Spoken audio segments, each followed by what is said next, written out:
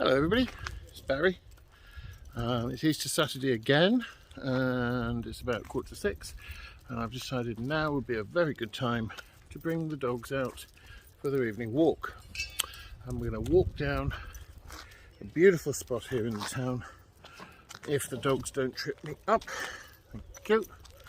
Called Branksome Chine, which is a stunning little spot, famous for its watercourse and for its rhododendrons, which might be out, it might be a bit soon, we'll see. Sorry about the sun behind me, there's nothing I can do about that at this time of day. And we're just going to go for this little walk along here now. We're going to go straight down the Chine to the beach and back again. But just here, because you know I like my celebrities, on the left hand side, sadly the house looks like, for those of you who are old enough and British to remember the great all-round entertainer Roy Castle, well, this building site here was his home. I believe that white wall is the back wall of his garage. Thrilling, eh? Thought that in first year. And this house here, many years ago, when I was a lot fitter and able to do more, I relayed the lawn in here, but now they've put this bamboo fencing up so you can't see what I did. Never mind. Ho hum.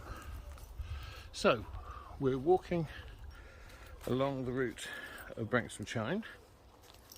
Whoops, sorry about that. A over tears, Englishman in Malta would say. If you've not seen Englishman in Malta, Steve, great guy, does some wonderful videos. Whoop, going again.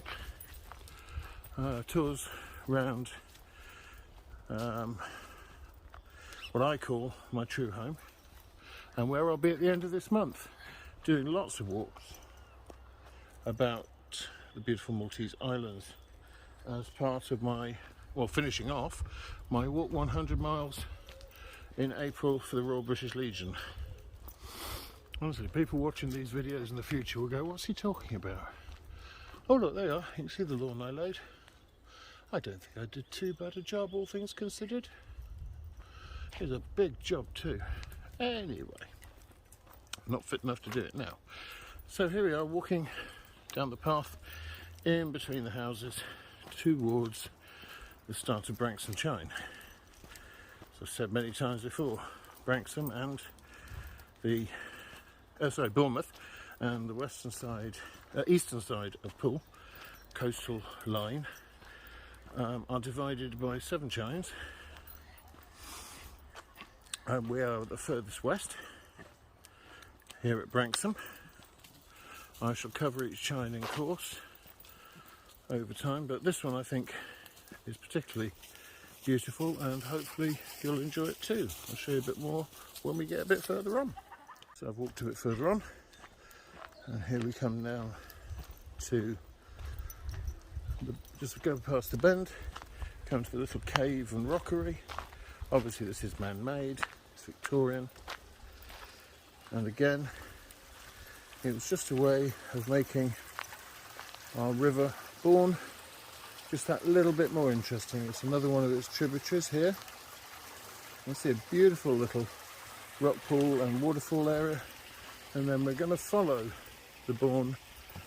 Toby's trying to jump into the Bourne. We're going to follow the Bourne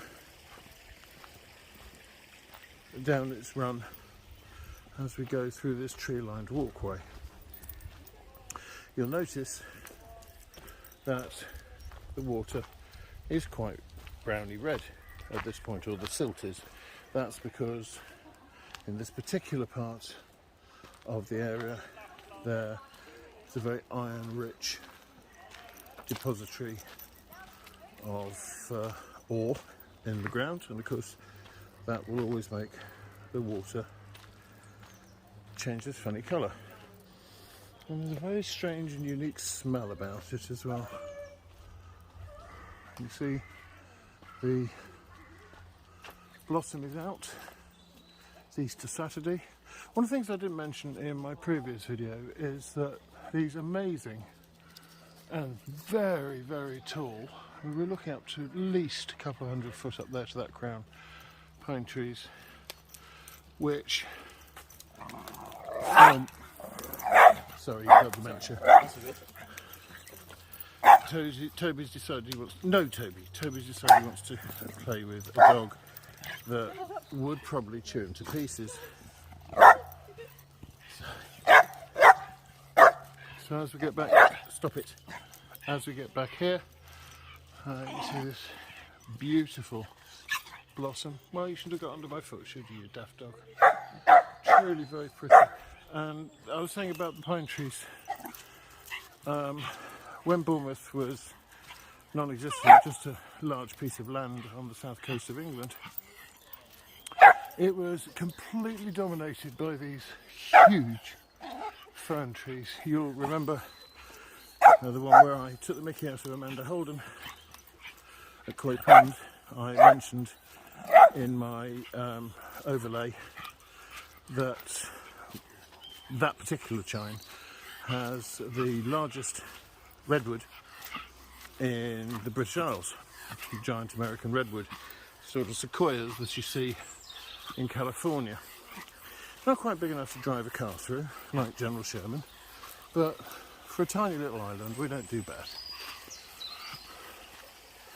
You see there's again, very diverse lifestyle and habitat here. Here we see palm trees. The ever-present rhododendrons. All are beginning now to flower as we come into spring.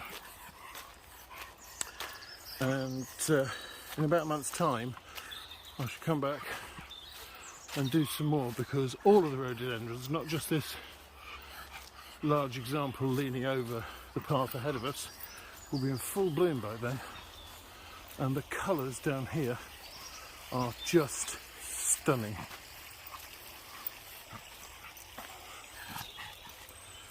I'm going to go into the Asiatic area, just over this little bridge here. Brings us back on the other side in a second, I think. Used to anyway. Look at those colours, beautiful. It's going to be very boggy around here. I'm going to have a very dirty car with the dogs on the way home, because I didn't bring a towel. Oh no, we're not going in there. So there's an Asian bog area, as you can see.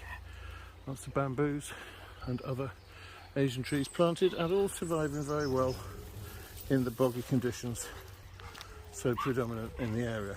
So we'll carry on. I'm going to take the inner pathway, so we're going to go straight ahead and not round to the right. And I'll show you a bit more around the corner. And so we're coming to the last part of Branksome Chine, then we're going to cross the road, hit the beach, turn westward and head towards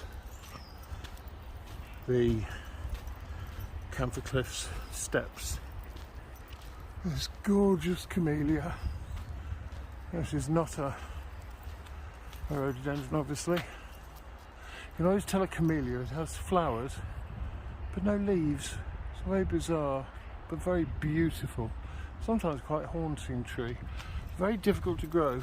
I've tried to grow one in my garden, but it just wouldn't have me. I'm spinning around in circles because Toby, in his genius, has decided to walk round me, twit, and cause grief. There is grief, and there is salvation, and there's some steps heading back up to the top of the chine. So you look over the top of the Lady in Yellow, you'll see the blue roof of Branksome Chine Beach Bar, and that's where we're headed next. Just in front of it is the sluice gate where the Bourne goes underground to fall as spoil out in the sea, presumably by pipe, I'm not quite sure. See you on the beach. Finally, we're on the beach. Gobby has started off again as usual because he's seen other people and dogs and stop it. And behind me, straight into the west, We head towards the Sandbanks Peninsula, then over to Studland, the Isle of Purbeck, whereas so where it goes over Tearsey, knocks in that direction. To the east we head towards Bournemouth. You can see Bournemouth Pier, Boscombe Pier in the distance, that wonderful pier of the year that's frankly awful. Over to Hengistbury Head where I did the 12-parter, and then over to the Isle of Wight where Madam Polar Bear is cuddling her cub. Right, we're going to head this way. There's going to be lots of barking, I'm afraid. You know by now there's nothing I can do about it. And we're heading towards Canford Cliffs. I'm sorry we're walking into the sun, but there's not really a lot I can do about it. Sun rises in the east, and we're going west. It's Easter Saturday, so it's the start of the season. Everybody's out enjoying themselves, and it's beginning to get just a little bit chilly. People are starting to put on cardies and jumpers. In the wind it's certainly chilly, but in the direct sun it's still really very warm. Over there we have where are we? I've gone past it. No, I haven't. I just can't see it from my camera. At the just behind that boat you can see Old Harry Rocks, near Swanage and Durdledore, which I will undoubtedly be doing a film from. There are 2-storey beach huts here. They're actually 2 stories, it's just stacked. You can rent these by the day, by the week, when you're on holiday. Some people own their own. And we're now very much in Poole, or the old historic borough of Poole. Not in Bournemouth anymore, but we're still in the BCP Unitary Authority. How exciting. And over there is the beach bends round. You can see the start of Sandbanks, which up until very recently was the most expensive real estate in the world. It's just been overtaken by somewhere else, I can't remember where, but it's no longer quite the most expensive. What a beautiful, beautiful evening as we head towards Canford Cliffs. You might see a celebrity or two, you never know, they often walk down here. That's not Wayne Rooney, I thought it was for a second. Ha ha ha. Oh, silly me.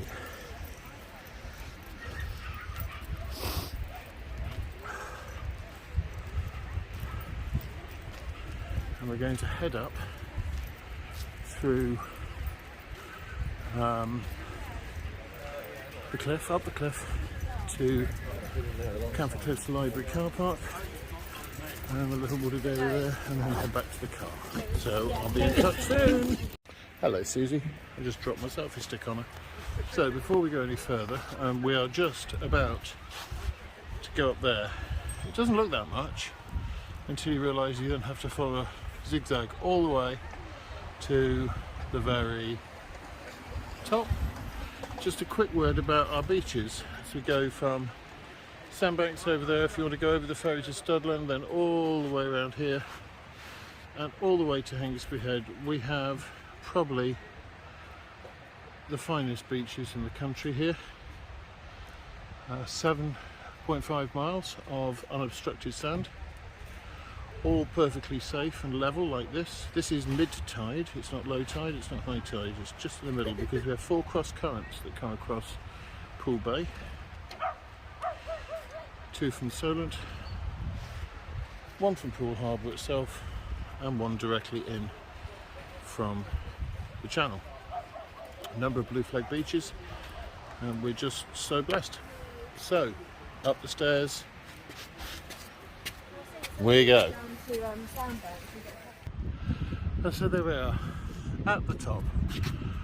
I felt my ears pop as we went past the normal 130-foot moment where everybody's ears popped, and we're now in the beautiful, small but beautiful Pine Cliff Gardens, created in the 1920s for people who wanted to promenade here on high days and holidays. I mean, look, who wouldn't? Look at the beautiful views, and look at the blueness of the sea, and I promise you there is no filter. There's old Harry in the distance. It's now managed by the Branksome Park and Canford Cliffs Residents Association. There's lots of memorial benches and things around here. This is a truly beautiful little spot just for walking and contemplating an otherwise difficult life that many of us are going through at the moment, but certainly made easier when you're in this sort of an environment. Oh. Toby, stop pulling please. So we're getting close to the end of this particular video. I'd like to thank you if you've come along and viewed, and to say please hit like and subscribe. And if you'd like to see more, you're always helping me out with that. As I said, there will be a link to the Walk 100 Miles sponsored walk that I'm doing. This one today puts me at just about 40 miles in 8, so it's the 8th today, isn't it? 8 days. I'm very proud of myself, but because I'm disabled, many of you will see I walk with a stick, and I'm having to really pace myself on this. Beautiful creation of a beach hut, make it look something, a sun shelter, make it look something nice and attractive for people visiting. So it is a bit of an effort for me, but I'm determined to do it because the people we're doing it for, our veterans, often don't have as many opportunities when they leave the service as we do, and they deserve all the support we can give them. So please, any spare pennies, click on the link. Don't forget to gift aid if you're a UK taxpayer. If you're from overseas, anything will help. Cents, can't think of any other ones. I'm sure there must be one. Yen, dong, wherever you're from, give of your generosity, and let's make our veterans' lives a bit happier. Wishing you a very happy Easter, which comes at sunrise tomorrow. And for those of you of faith, God bless you, keep you safe. Our Jewish friends, remembering Passover, I say shalom. To our Muslim friends who are about to enter Ramadan, I wish you every blessing, and I'm going to leave you with these really rather unique animal statues, insect statues. Nice to see you nice, on that charming look. Bye for now.